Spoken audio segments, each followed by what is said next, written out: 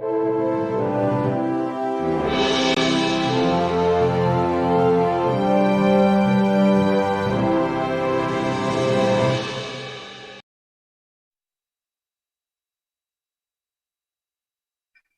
welcome back to the world of cinematics. I'm Jed Jensen. This is my co-host, Robert Mormon. And right off the bat, I'll kind of address the elephant in the room. Yes, I look like I'm from the pixelated, sunny, bright yellow land of internet hell. So, currently having some internet connectivity issues on my end, but in the meantime, we're hoping that if I disappear momentarily, that Robert will be able to help pick up the slack and kind of carrying things on till I, like Gandalf, make my noble, valiant return. Robert looks terrified by this. I haven't been the host for this show for quite some time, my friend. I've been behind the scenes for so long. Do I even remember anything anymore? Yes. That's kind of how I feel after watching Dune in the theater. It's just like I'm transported to this other world for so long. Do I remember how to read, how to write, how to like drive a car, anything? And sadly, Robert has not experienced this yet, as he has yet to see Dune. Can you imagine not seeing, this intensely niche sci-fi film? How could you? I don't want to go to the theater alone.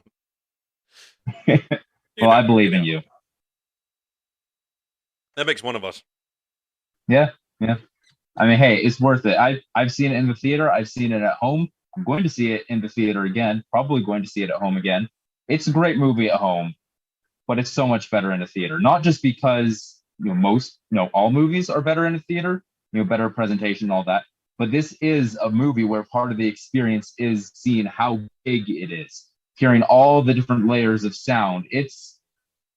You don't get all of the magnitude or all of the subtlety when you're at home. So yeah, if you can, anyone in the audience, not just Robert, go see Dune and go see it on the big screen so you can have the best experience possible.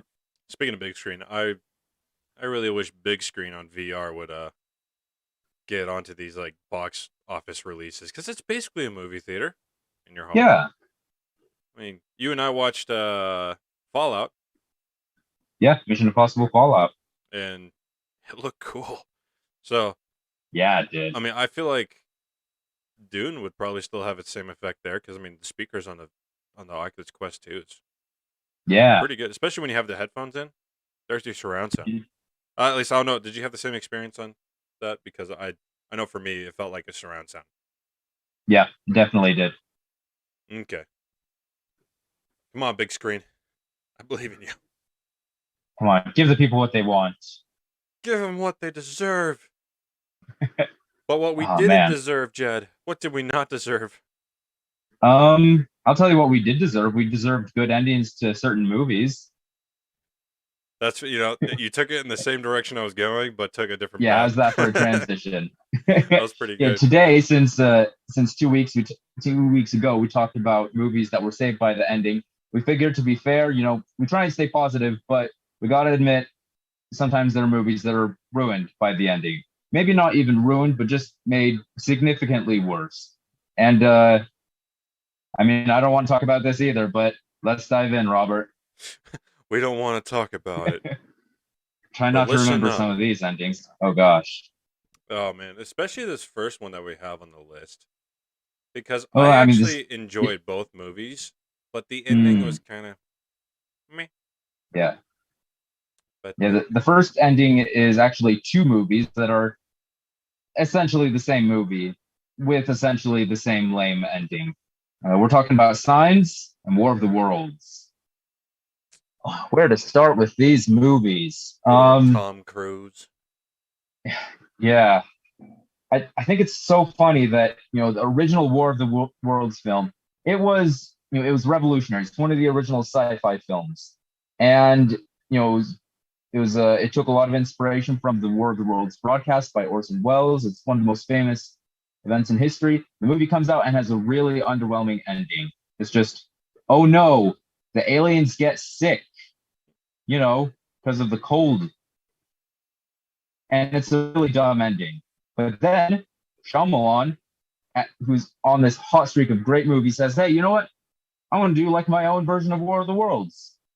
And he still gave it a crappy ending, and it still didn't work. Then Tom Cruise says, or not Tom Cruise, Steven Spielberg, he says, hey, look, War of the Worlds had a crappy ending. Science had a crappy ending. What if I did it myself, but still had a crappy ending? Oh, man. And they had such cool, like, opportunities. I'm grabbing some pictures from Signs, like the alien sighting that they had at the school, which, yeah, that was cool. Because last week when we talked about Alien, the fear of the unknown, that's kind of what they had there with the spotting of the alien at the school. And then I'm going to pull up, I'm going to grab some of the pictures of the giant alien machine that they were using in War of the Worlds. That was so cool. Terrifying. This meeting will end in 10. Excuse me. It says we're ending in 10 minutes. What? Zoom just like remaining meeting time 9 minutes and 45 seconds.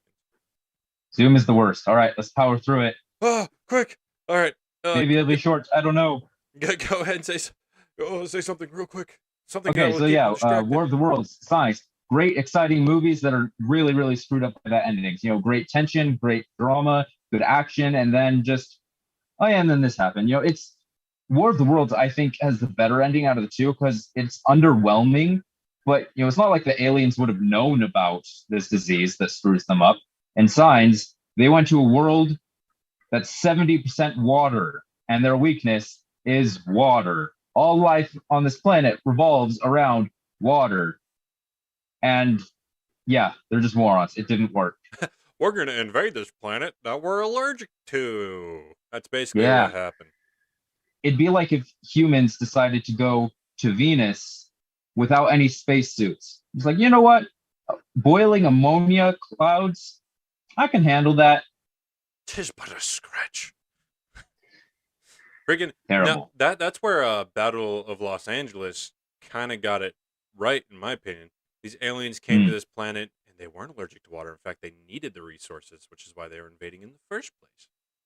Okay. Because the aliens, they survived off of the water. Yep. So here's the complete inversion of that. All right, let's look at this.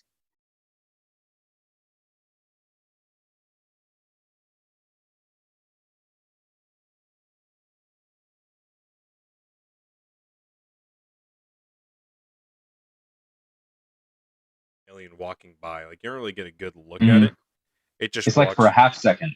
Yeah, it just walks right through, and it's like, oh, this is terrifying. And then when it's inside the house and everything, and you see it's like claws coming up underneath the door, like, oh, this is what will it do? Will it eat his face? Will it question him? No, didn't even probe him. He got water in the face and it quit. Gets scared by water. It's scared. Like granted, it was kind of cool of him to, I don't know, take a baseball bat. It would have been cooler if he hit it with the bat instead of hitting all the water that they had lying around the house for whatever reason. Very convenient, yeah. Oh, look, this conveniently placed water bottle. And 5 glasses of water over the fireplace. Nailed it. I am a doomsday prepper. Like, I know they were weird in that movie. Like, Joaquin Phoenix is... I mean, he's always a weirdo in his movies, but very much a weirdo in that. But, I mean, he's the kind of weirdo who wears tinfoil hats on his head. Not the kind of weirdo who sets up random glasses of water all around his house. Do you think they were doing it, like, measure out earthquakes because they thought they were in Jurassic World? So, like, letting out all the water. When the T-Rex comes, we're aware. Yes. Then aliens show up like, this is what I signed up for? Aliens? And it's funny because they let up this thing where one of the main characters is a pastor. He's a father. His wife died. It's a traumatic scene. And then he's got his kids. So you're like, is he going to have to die to protect his kids from this alien? No. You could spit on it and you'll be fine. He just needs to hit some water bottles and glasses of water with a baseball bat. You're baptized, and then kills the owner. Yeah. And I'm gonna be honest, I don't even know if that's Shyamalan's worst ending to a film. I mean, Really? you want to talk about The Village? Real quick before we do that, because I have the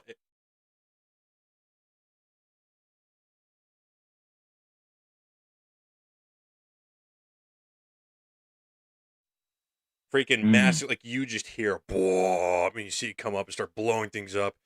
People are Great dying design. everywhere. It's so cool in the way they built it up.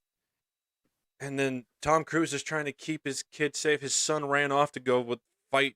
I don't know what was he doing. He like ran off. He's like, "Hey, look, soldiers! I'm gonna go play soldier now," and he runs off. But Tom Cruise. And then the aliens were killed by the Sniffles. Yep.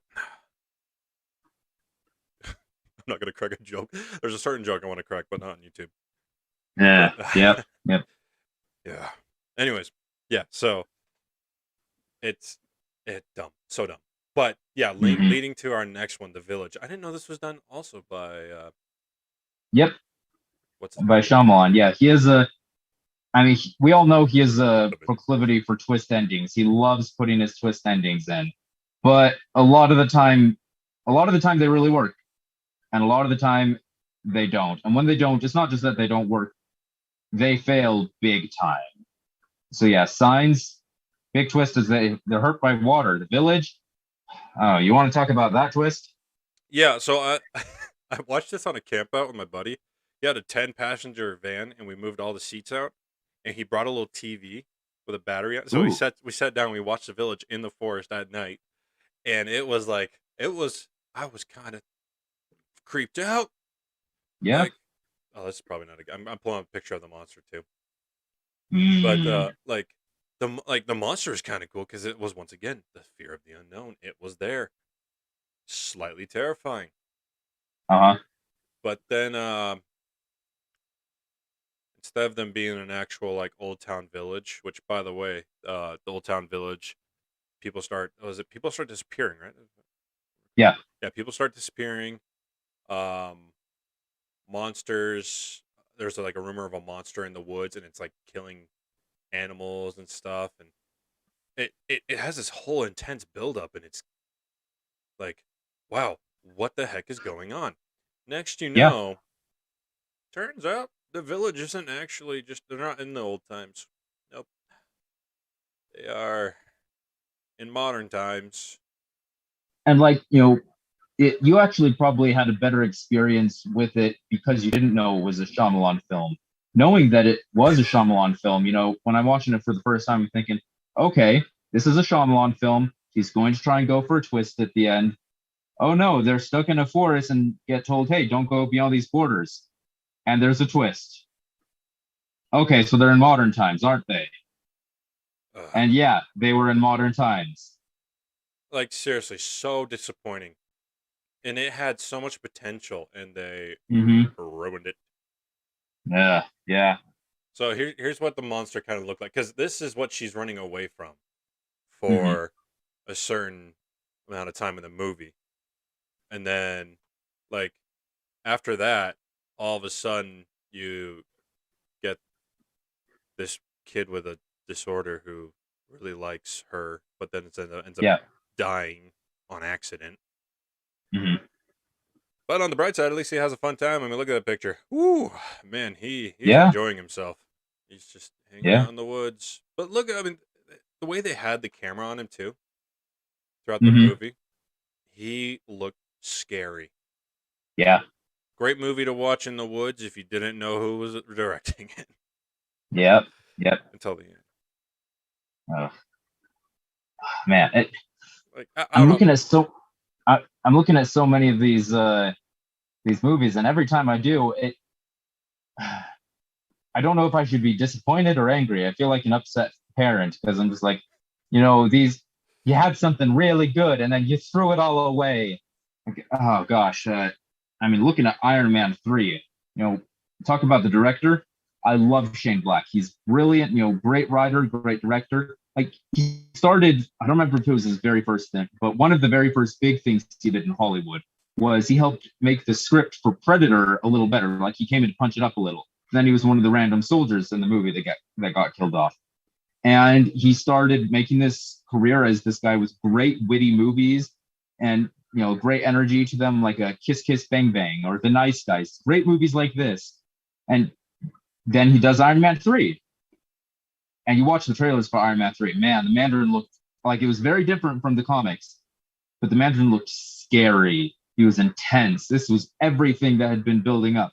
You watch the movie, it's a lot of fun. It's got that snappy Shane Black style and tone that works great with Iron Man. And it's tense. Mandarin is scary. It's building up. Oh, he's just a random British actor. Hi, my name is Trevor Slattery. No, that random guy who's totally boring, who no one cared about. Yeah, he was the real Mandarin. I'd like to introduce you to Marvel's Incredibles. Thank you, Howard Schneider, for pointing that out, because I had no idea. Yeah, it has the plot of the Incredibles. If the we just cut out, guys. Oh no. Hope you don't mind. Technical difficulties.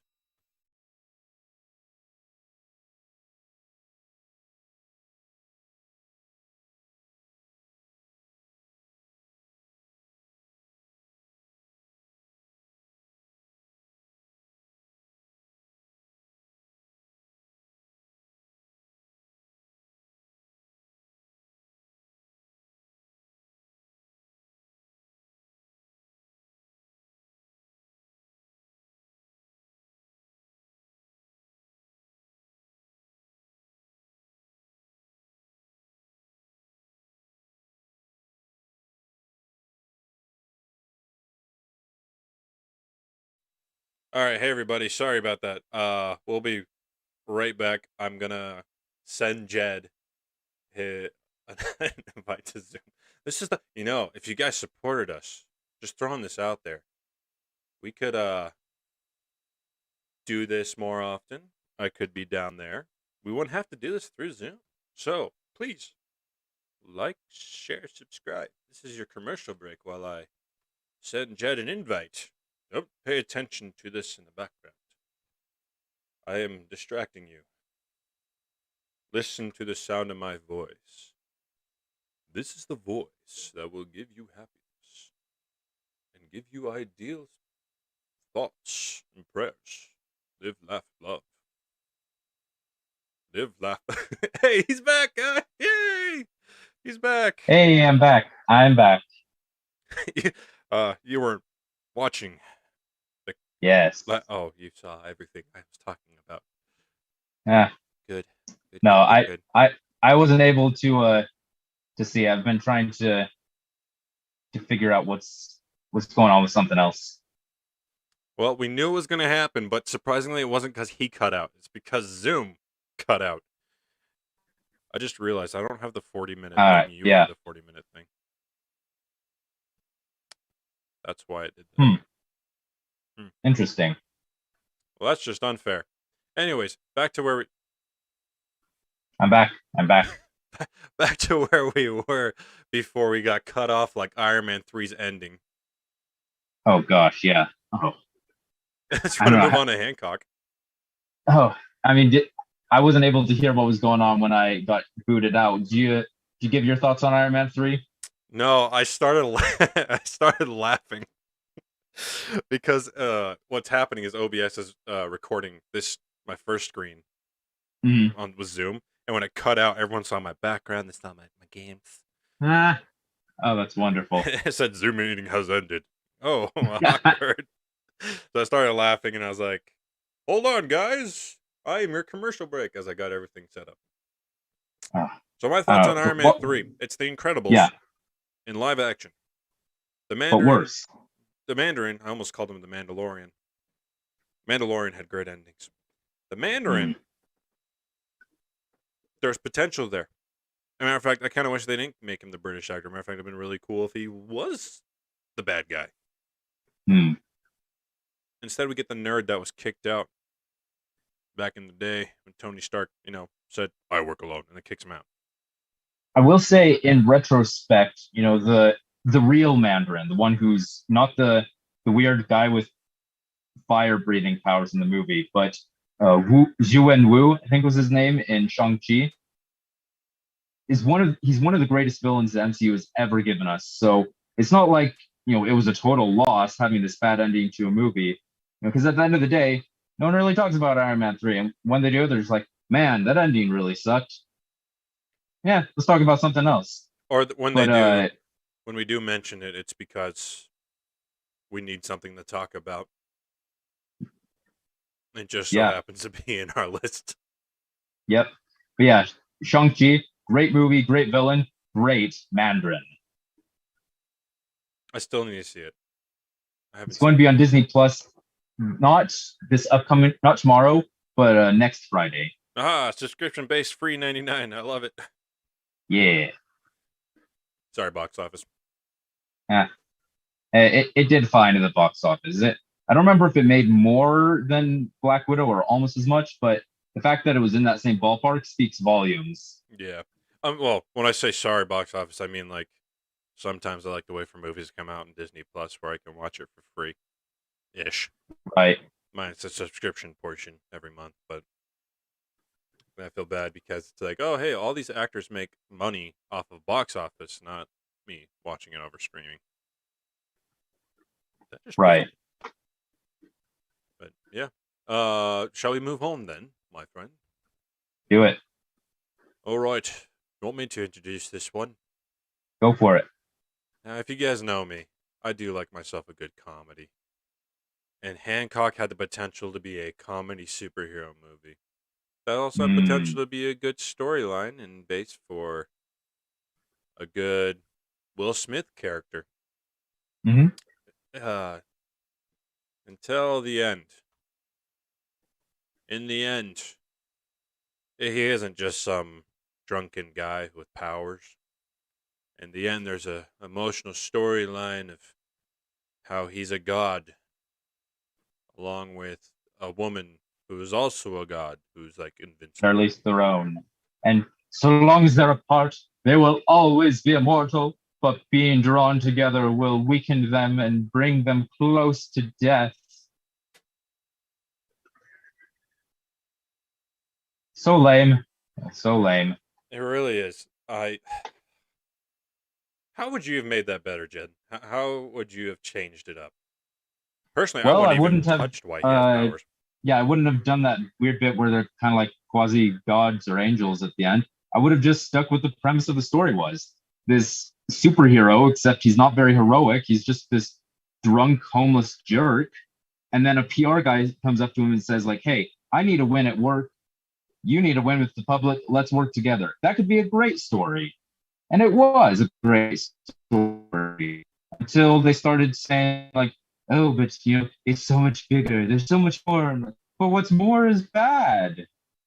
You went all robot there. It was hilarious. I need a win. Do you remember you need when, a win. We shall like work the together. big emotional ending to. Good. Am I back now? Yes. Can you hear me now? Okay, yeah. You remember when the big emotional ending to Hancock was he had advertised on the moon for him? Oh, yes, I do remember that. Like, that could have been a great cutaway joke, not the big emotional moment. That is, yeah. Like, could you imagine that's kind of like the second, third act, bridge thing where he does something that's supposed to be really great for his friend, but ends up screwing everything up. Like he does that, and it turns out he's violated all this international law about what you can and can't do on the moon. And so he has to get brought before the UN. This terrible, terrible person with no impulse control whatsoever has to be brought before the UN, and this is going to be like the ultimate challenge of, can we spin this the right way? Can we make him presentable so he gets the right thing to come off? That could have been super fun. Yeah, and his character was so funny. Yeah. And what they do, they had to bring in a love interest. Hey, we got a chat. All right, we want to read it? Yeah, from Garrett. So, just so people know, I don't know why, but our chat is not popping up where I can see it, so I have to use it off my phone. From Garrett. What about Batman v Superman? All the hype and then the bullcrap of another alien and Wonder Woman. I wanted a full out battle to the death.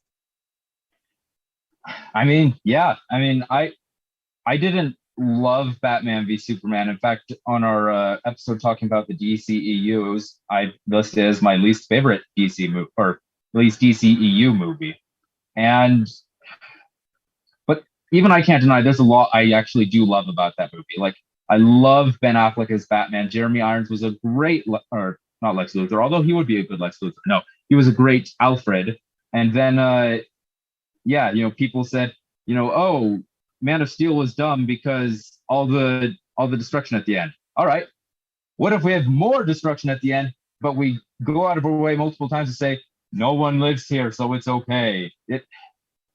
And then they wasted Doomsday, the Death of Superman storyline. Wonder Woman she's mostly just there to set up Justice League and to look cool. And yeah, I don't like Batman v Superman, but the ending of it was the worst part. And the opening, so many good things about the opening. Then some good things, some great things throughout the middle. And then that ending. A movie called Batman v Superman. They fight once. And it's not the title card fight. And the fight that wasn't even the best fight of the whole movie. Matter of fact, the best fight was, I would say, Batman beating up all those henchmen. Yeah. That was the best fight. That was that was incredible. How the fight ended. Ugh. Why you say that name? Yeah. So dumb. Like I gotta agree. That movie, there was definitely in the middle. I really did like that portion. But the ending, after watching The Death of Superman, the animated one on HBO, I look back at Batman v Superman and even more. I'm like, they had so much more they could have done. They could have made that better. Because everyone likes Batman v Superman. Because then you got the whole aisle like, hey, I'm Team Superman. Hey, I'm Team Batman. Yeah. And I love the original Death of Superman series. It's not perfect. It has a lot of problems, but it's made so much more interesting because of all the build up to it and then all of the aftermath to it. The US government saying, hey, it's cool that Superman was a real person and all. He was a dude with a family. That's great. We want to respect that. But at the same time, can we have the body? I want to examine, and never give it back. And then the Kent family saying, no, son, we're taking him. That conflict, and also the aftermath of all the different people trying to fill in that power vacuum. You have the build up to it. All of the all the weight of Superman dying. This isn't just he just showed up 6 months ago and now some people don't like him. They're kind of split and then he dies. He showed up a long time ago. He is an icon. He is a pillar in the community of America, of Earth, of Metropolis, all these different things. You build up that how much everyone loves him and trusts in him. He represents all this hope. And then he gives it all to save everyone. There's so much about that story they didn't understand, and it made the film weaker as a result.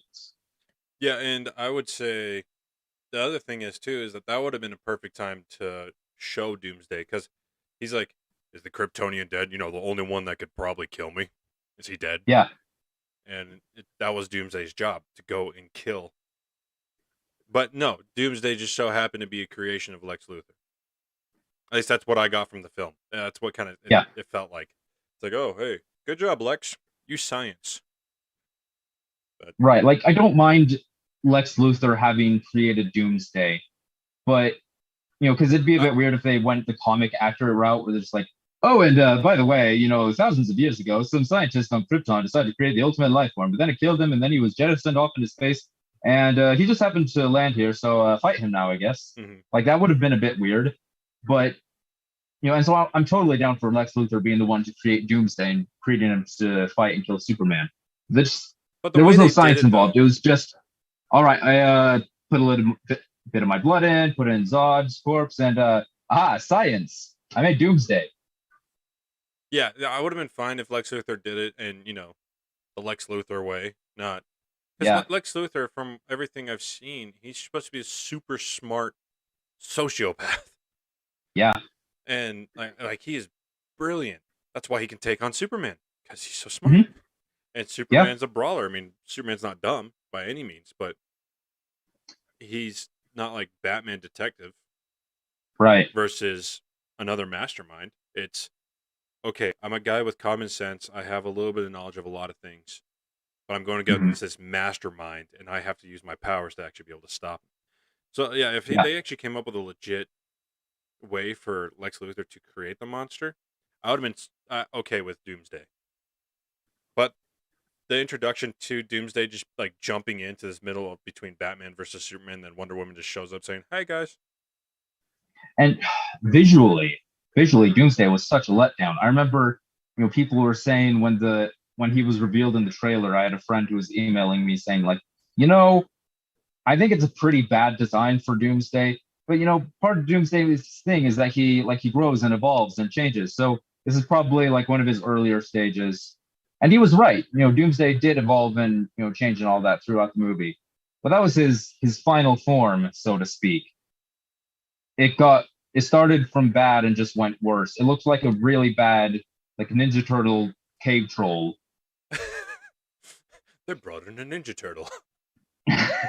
Yeah. Oh. I'm gonna look up Doomsday. Yeah. Batman v Superman definitely. Like I don't think the ending ruined it for me personally, just because there wasn't a whole lot there to ruin for me. But it this wasn't the worst thing. Yeah, it definitely, like, had it been a really solid ending that knocked it out of the park, for me, it could have been a case where the ending saved the movie. And no, it was just the final nail in the coffin. Mm-hmm. Yeah, and what time do you need to go, Jed? I have a hard out at 7:30, so I got a few more minutes. Okay, cool. Because I got 2 pictures of Doomsday that all right, go for it. Because one's from the movie. The other one, oops, wrong button. The other one is from. Actually, can I do side by side on this? This is going to be as close as I can get for a side by side.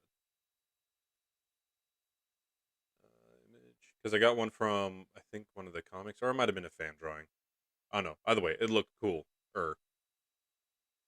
Cooler. And like you said, he's supposed to evolve. So if you were to have evolved into this one, I would have been okay with that, because he looks cool. Oh, and he's carrying Superman's cape. That's a nice little touch. Nice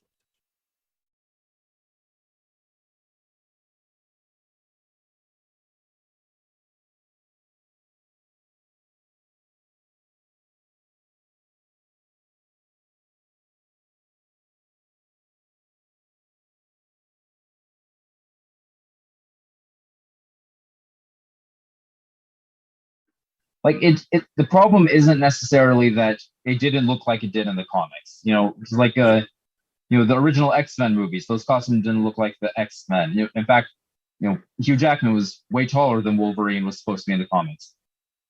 But if you look at that, that Batman v Superman Doomsday, it's so generic and boring. The one on the right, like, yeah,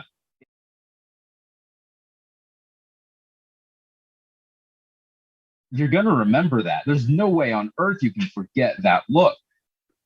Well, for me, the one on the right, the one from the movie, reminded me a lot of Hulk 2. Yeah. The Abomination. Yes, I knew it started with that. Yeah. It looked like a worse Abomination.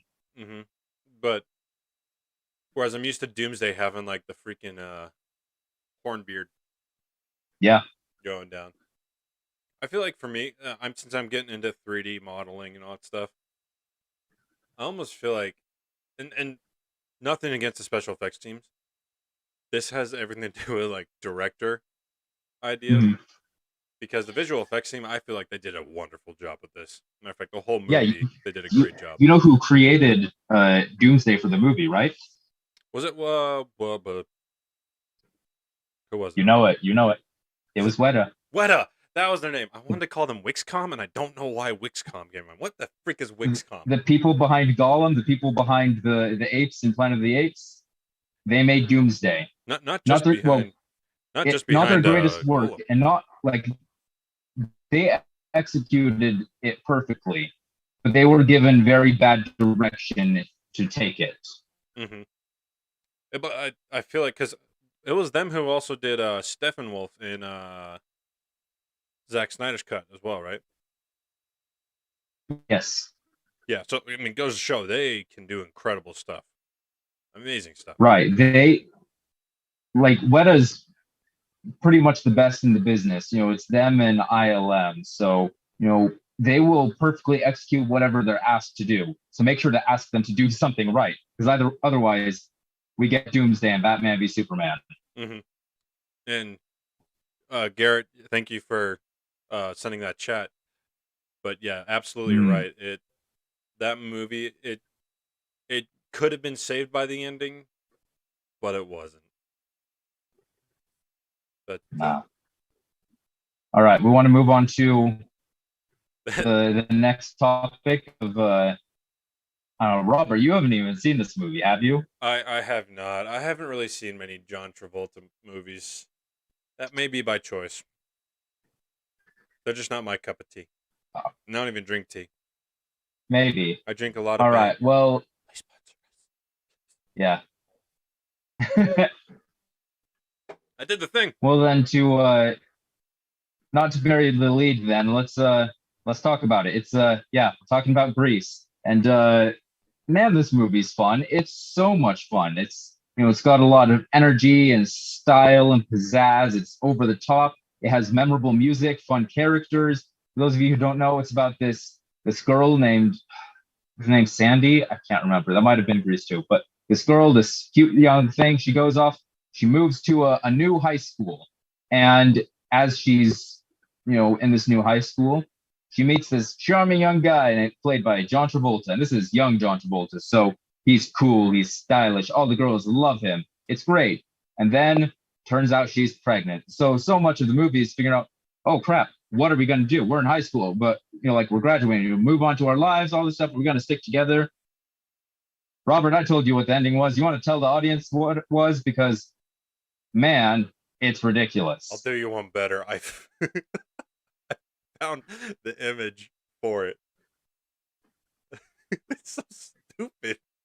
What the heck? Oh man. Hold on. Can this thing play games? Please tell me you can play. Please, I beg you. Yes, it can. Oh. I may have to watch this movie. Just for this scene. This stupid scene. Okay, here you go. They are flying off in a car. Like, this isn't even seeing the car fly. It's just them flying away. Goodbye. I'm pregnant. This man did it. Here I go. Yeah, the movie just ends in, oh, she's not pregnant. It was a false alarm. Yay, get in a car and drive off into the sky. Like, could you imagine if even A New Hope turns out the Death Star did blow up Alderaan? That was just some CGI to trick Princess Leia because she was looking out a window, but it was actually a screen. And then the Empire is totally cool. The Death Star doesn't blow up, and then Luke Skywalker moonwalks across the ocean. It's so ridiculous, but that's basically what they do. They say, "Oh yeah, that whole conflict, not a thing, doesn't matter." Whee! Darth Vader. So I got some news for you. I blew up Tatooine, not Alderaan. I don't like sand. But Luke was on there. Not a problem. Oh gosh, it's so dumb. That is so stupid. Yay, I'm not pregnant. I just ate bad tacos. That wasn't. I'm truly at a loss for words when it comes to describing Grease. That wasn't the baby kicking. It was my lunch. Coming back for more. More I look at it, the more I think to myself, how stupid is this? Oh boy.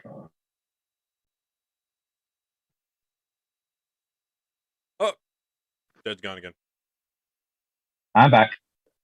Are you though? Ah, there he is. No. I'm back for the time being. All right. To quote Gandalf, let's decide what to do. I can't remember the quote. We don't know how much time is going to be left before my internet cuts out completely. So let's go ahead and move on from Grease to our final movie that was ruined by the ending. Wonder Woman. Wonder Woman 1984. That was a pretty boring movie throughout. Although I did love Pedro Pascal in it. He was way over the top and fun. But that first Wonder Woman, talk about a stellar first and second act of the movie, like top notch. You can see this was directed by someone really talented, and great performances, great action. That no man's land scene. It was like, on top of being pulse pounding, it was inspiring. It was emotional, and then you hear that Wonder Woman music kick in for the first time in full throttle as she goes and tears through that town. It was incredible. What's up with and then the ending? Freaking, like, I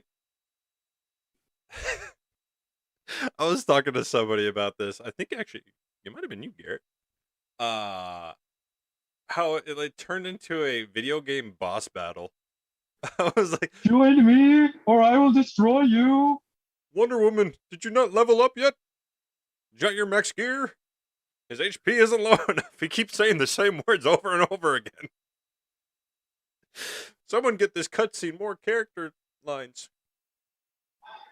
The worst part of it for me, I actually love what they were doing with Ares before. Because the core conflict of the movie is about human nature. Is humankind naturally good or evil? Wonder Woman is very, she thinks humankind is good. Once I defeat Ares, everyone will go back to normal because, all of the source of evil and war in the world is him. And Chris Pine's like, no, I've been around people. You can't just kill one guy and everything goes back to normal. We're messed up. We're not good. We're flawed. We're human, and humans can do some pretty terrible things. And then it turns out Ares, he reveals, hey, I was behind it all, but not behind the war. That was just humankind. All I was doing was telling them, hey, you like that knife fight? You want to go stab someone? Have you heard of guns? You're going to drop a bomb on someone? Have you heard of chemical weapons? Just helping them to do what they were going to do, but do it better. Anything bad, he will help them get better at it. I love that, how he can't make humans do something bad, but he can kind of push them along that way if they're going to do that anyways. Give them the temptation and the tools to be able to succeed in what they want to do, which makes things worse. So much nuance, so smart, such a really powerful idea. And then it's just, I'm going to shoot lightning at you. Oh no, you're reflecting at me. It was Rise of Skywalker's ending. Thunder, thunder, thunder thighs as he comes down on him. Yeah, and like it's not the most important part of it, but Ares is played by David Thewlis, who he's Professor Lupin in Harry Potter for those who know him there, and he's an aging actor. He's no longer a young man, and that's fine. He was great when he was just like, oh hi, I'm random British minister who's secretly behind it all because I'm Ares. No, Diane, let me tell you these things. He was great. And then he starts putting on all this armor and becoming the Ares we know from the comics. Like, the look was ripped straight out of the comics, except for one thing. This really cool helmet of his, you can still see mild-mannered British man's face poking through with little nice wimpy mustache. It took so much out of it. It was hard to take him serious. Yeah, so it's funny you say that because like the way you said that reminded me of Hong Kong Fooey. The mild-mannered janitor. In this case, it's the mild-mannered governor, or whatever he was. Yeah. Could be Expelliarmus. And thankfully, I don't think Wonder Woman was ruined by its ending, because I still look at Wonder Woman and I'm like, hey, yeah, that was a good movie. For the first 2 acts. Yeah. Yeah, I think they did a good, like, as far as villains go, I like villains who do that kind of thing, where it's like, oh, they're not actually using their powers to make anything happen. It's more of, I could, or I can manipulate you and let you do it yourself. Yeah. And then even that part didn't make sense because he's like, I'm not the source of this evil. I'm just whispering in their ears, trying to make them just a little bit worse, make the bad worse and the good harder to fight. But then they kill him, and then the war does end, and then like, okay, we're all friends now. See, if the war continued, but they weren't like getting worse, yeah, that would make sense. Yeah, I would have been more fine with it. It's like, okay, so the war's continuing. She's gonna continue to help win the war, and like we know it's almost over. We know, especially because Wonder Woman's there, it's going to be over like that. But it doesn't literally need to be over like that because of Ares dying. Ares dies. Hey guys, guess what the Americans found? Hitler killed himself in his bunker. It was World War I, not 2. But yeah, that's right, it was World War. Hey guys, the Prussians cut off their horns. They're good. I forgot it was World War I. Captain America was World War II. Yep. These world wars, I can't keep track of them. War of the Worlds, War of World War.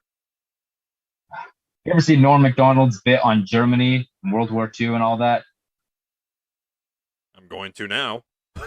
Yeah, it's one of my favorite bits of his. It was brilliant, as everything he did was. Yeah, I'll have to look it up later. Yeah. Because we're running out of time. Yeah, we're out of time. I got to go, and I don't know how much longer my internet connection is going to hold out. So in the meantime, go ahead and drop a like and make sure to comment in the comment section what movies you think were ruined by the endings, and tell us what you think of the movies that we talked about here. And Robert, you want to tell them where they can find us? You can find us on Instagram at The World of Cinematics.